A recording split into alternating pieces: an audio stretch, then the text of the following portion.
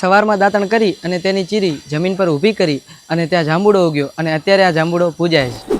તો હું આવી ગયો તો વાવથરા જિલ્લાના માંગરોળ ખાતે આવેલ શેણલ માતાના મંદિરે 750 વર્ષ જૂનું આઈ શ્રી શેણલમાનું આ મંદિર જેનો ઇતિહાસ અનોખો છે. શેણલ માતા હિમાલયના માર્ગે ચાલતા જતા હતા ત્યારે થરાદના માંગરોળ ગામના તળાવની પાળે માતાએ રાતવાસો કર્યો હતો અને સવારમાં દાંતણ કરી અને તેની ચીરી જમીન પર ઊભી કરી અને ત્યાં જાંબુડો ઉગ્યો અને અત્યારે આ જાંબુડો પૂજાય છે. અને સમય જતાં અહીંયા આગળ મંદિર પણ બનાવવામાં આવ્યું છે અને એ મંદિર શેણલમાના મંદિર તરીકે પૂજાય છે. અને અમુક બાબતોનું તમારે અહીંયા આગળ ખાસ ધ્યાન રાખવાનું હોય છે. જો તમે અહીંયા આગળ પ્રસાદ ચડાવો છો તો તમે લોકો એને હેને ઘર નથી લઈ જઈ શકતા અને લગ્ન કર્યા બાદ અહીંયાના વિસ્તારના જે લોકો માને છે એમને હેને અહીંયા આગળ વધામણા કરવા પણ આવવું પડે છે. ખાસ કરીને અજવાળી ચૌદશના દિવસે માના સાનિધ્યમાં ભાવિ ભક્તો અહીંયા આગળ માના દર્શન કરવા આવે છે. અહીંયા આગળ બાજુમાં જોહલ ભટાણી માતાનું સરસ મજાનું એવું મંદિર છે જ્યાં આગળ રાજસ્થાનના લોકો દૂર દૂરથી આવતા હોય. તો માના આ મંદિરની મુલાકાત તમે એકવાર અવશ્ય લેજો. તો માંગરોળના આ ઐતિહાસિક મંદિરોની મુલાકાત તમે લોકો હજુ સુધી ના લીધી હોય તો લેજો. અને હા, આવા જ વિડીયોઝ જોવા માટે પેજને ફોલો પણ કરી નાખો.